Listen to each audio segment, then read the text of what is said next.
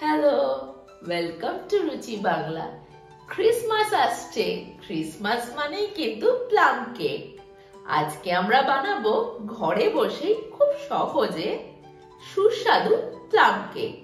তোমরা কিন্তু পুরো ভিডিওটা দেখো, আর ভিডিওটা দেখে বাড়িতে কিন্তু অবশ্যই বানিও, সাথে পরিবেশন করো নিজের পরিবারকে।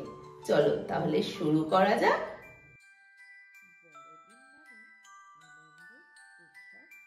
ভালোবাসার একটা দিন, আর এই দিনে প্লাম কেক না থাকলে যেন উৎসবটা অসম্পূর্ণ। জানো কি, প্লাম কেকের গল্প কিন্তু খুব পুরনো এবং এটি বড়দিনের সঙ্গে জড়িয়ে রয়েছে গভীর অর্থে। চলো আগে দেখে নিই কি কি লাগবে এই স্পেশাল প্লাম কেক বানানোর জন্য। আমি এখানে দিয়েছিলাম কিশমিশ, কালো কিশমিশ, খেজুর, ক্র্যানবেরি, আমন্ড, কাজু আর টুটি ফ্রুটি। তোমরা চাইলে নানা রকম ড্রাই ফ্রুটস কিন্তু অ্যাড করতে পারো এর মধ্যে। প্রথমে আমি 10 টাকার একটা মাজা নিয়ে সেটাকে ঢেলে বোলের মধ্যে ওই ড্রাই ফ্রুটসগুলো ঢেলে দিয়ে 4 ঘন্টা ঢাকা দিয়ে রেখে দিয়েছিলাম। যতটা বেশি রাখতে পারবে ততটাই কিন্তু ভালো হবে ওই জুসটা ঢুকতে ড্রাই ফ্রুটসের মধ্যে। তোমরা কিন্তু চাইলে ওভারনাইটও রেখে দিতে পারো, তবে 4-5 ঘন্টা মিনিমাম কিন্তু রাখতেই হবে। তোমরা কিন্তু এগুলো যে কোনো কমলা লেবুর রসে সারা রাত ভিজিয়ে রাখতে পারো। প্লাম কেকের বিশেষ স্বাদটা কিন্তু আসে এই শুকনো ফল থেকে। ক্যারামেল সিরাপটা কিভাবে তৈরি করবে এবার বলে দিই। চিনি আর জল দিয়ে গাঢ় ক্যারামেল বানিয়ে নাও। কড়াইয়ের মধ্যে নিয়ে ভালো করে ফুটিয়ে এই কেককে সুন্দর গাঢ় রং আর ক্যারামেলাইজড স্বাদ দেবে। এবারই আসি মূল উপাদানে।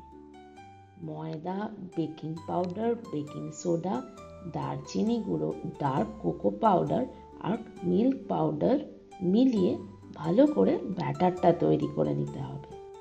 তবে ময়দাটা কিন্তু আমি ভালো করে চেলে নিয়েছিলাম যাতে কোনো ডেলা ভাব না থাকে। 3 কাপ পরিমাণে ময়দা নিয়ে দিয়েছিলাম 1/2 চামচ বেকিং পাউডার আর 1 চামচ বেকিং সোডা। তারপরে 1/2 কাপ তেল দিয়ে ভালো করে মিক্সার ব্লেন্ডার দিয়ে ভালো করে আমি এটাকে ব্লেন্ড করে নিয়েছিলাম। সাথে দিয়েছিলাম 1 কাপ পরিমাণ দুধ। ভালো করে মিক্স করে নেওয়ার পর দিয়ে দিয়েছিলাম ক্যারামেল সিরাপটা, যেটাকে আমি বানিয়ে নিয়েছিলাম। সাথে দিয়েছিলাম গুঁড়ো চিনি, দারচিনি পাউডার আর ভ্যানিলা এসেন্স। 2 মিনিট ধরে ভালো করে ব্লেন্ড করে নিয়েছিলাম। তবে দারচিনি গুঁড়ো আর ভ্যানিলা এসেন্স কিন্তু প্লাম কেকের যে গন্ধটা সেটাকে খুব সুন্দর করে তৈরি করে। আজকের এই ভিডিওতে আমি রুচি বাংলা থেকে তোমাদের প্রিয় প্রিয়াঙ্গদা শোনাবো প্লাম কেকের ইতিহাস, বড়দিনের স্পেশাল কিছু মজার গল্প, আর দেখাবো কিভাবে তুমি ঘরেই তৈরি করতে পারবে এই মজাদার কেকটা। আমি এখানে যোগ করেছিলাম সামান্য একটু ডার্ক কোকো পাউডার আর মিল্ক পাউডার, যাতে প্লাম কেকের রংটা বেশ ভালোভাবে ফুটে ওঠে। তবে এই উপকরণগুলো দিয়ে কিন্তু বেশ ভালো করে মিশিয়ে নিতে হবে। আচ্ছা, এবারে তোমাদেরকে বলে দিই, বেকিং পাউডারটা 1/2 চামচ আর 1 চামচ বেকিং সোডা দিয়েছিলাম। তার কারণ একটুখানি পরিমাণ বেকিং সোডা বেশি দিলে কেকটা ভালোভাবে ফুলে ওঠে, তাই জন্যই আমি 1 চামচ বেকিং সোডা এর মধ্যে দিয়েছিলাম 3 কাপ ময়দা। এবারে আমি তোমাদেরকে দেখাবো সেই যে ড্রাই ফ্রুটসগুলো, টুটি ফ্রুটিগুলো আমি যে মাজার মধ্যে চুবিয়ে রেখেছিলাম সেইটা এখানে দিয়ে দেব। তারপরে 5 মিনিট ঢাকা দিয়ে রেখে দিয়েছিলাম। ভালো করে একসাথে সবকিছু কিন্তু মিশিয়ে নিতে হবে। ব্যাস, তাহলেই আমাদের ব্যাটারটা তৈরি হয়ে গেল। আচ্ছা, প্লাম কেকের ইতিহাস শুরু হয় মধ্যযুগে, যখন ইউরোপের মানুষ বড়দিন উদযাপনের সময় প্লাম পুডিং তৈরি করত। এটি ছিল শুকনো ফল, মশলা আর রামের মিশ্রণে তৈরি একটা বিশেষ ডেজার্ট। সময়ের সাথে সাথে এটি রূপান্তরিত হয় কেকের রূপে।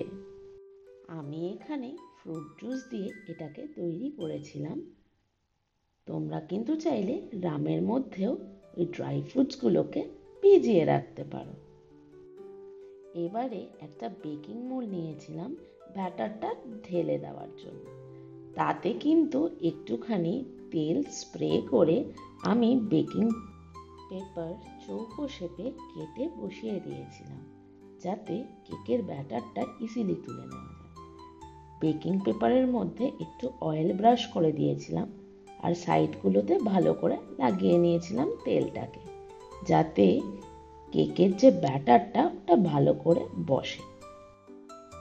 বড়দিনের সময় প্লাম কেক খাওয়ার একটি কারণ হলো এর উপাদানগুলো। শুকনো ফল আর মশলার সুগন্ধ বড়দিনের শীতের পরিবেশকে আরো উষ্ণ আর আরামদায়ক করে তোলে। এরপরে ব্যাটারটাকে ঢেলে দিয়ে নিজের পছন্দ অনুসারে ড্রাই ফ্রুটসগুলোকে আমি সাজিয়ে নিয়েছিলাম।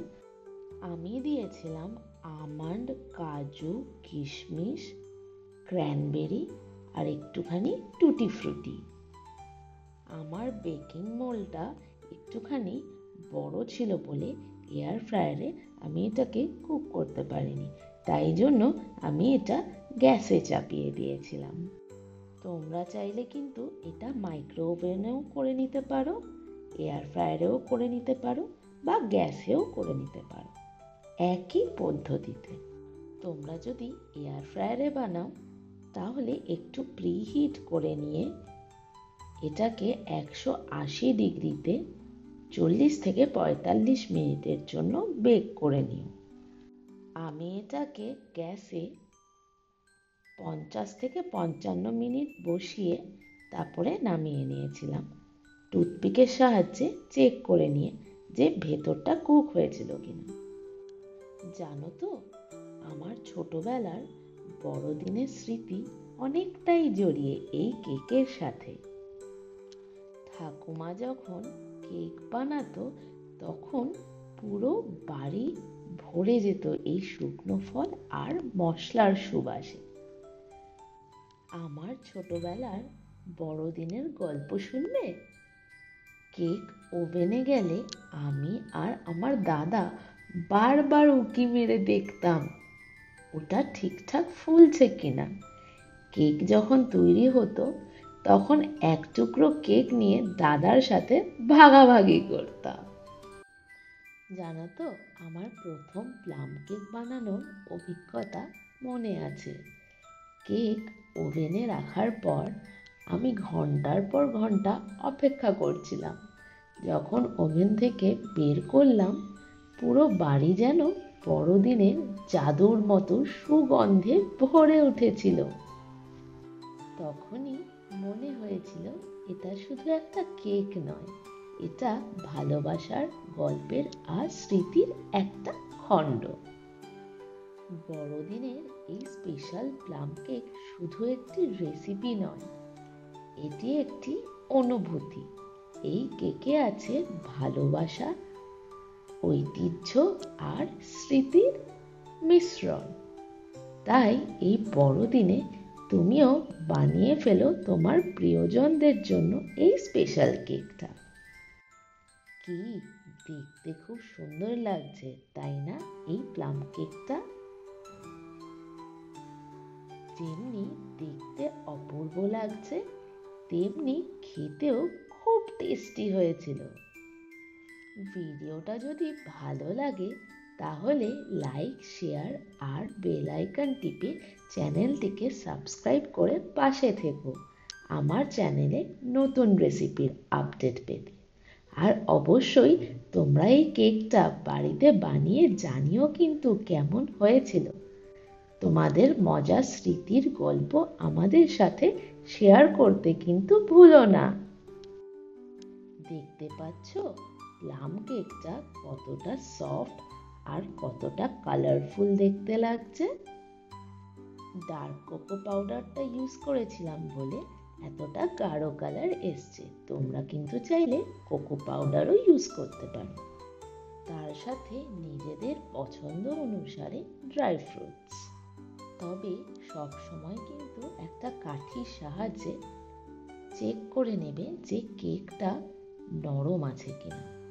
আমার বর তোমাদেরকে ভেঙে দেখাচ্ছে কেকটা কতটা সফট আর কতটা সুন্দর কুক হয়েছে ভেতরটা। চলো আজ তাহলে এখানেই শেষ করি। ভালো থেকো, সুস্থ থেকো, বড়দিনের অনেক শুভেচ্ছা। And merry Christmas to all in advance. খুবই ভালো হয়েছে, সফট হয়েছে, একদম দারুণ, নাইস।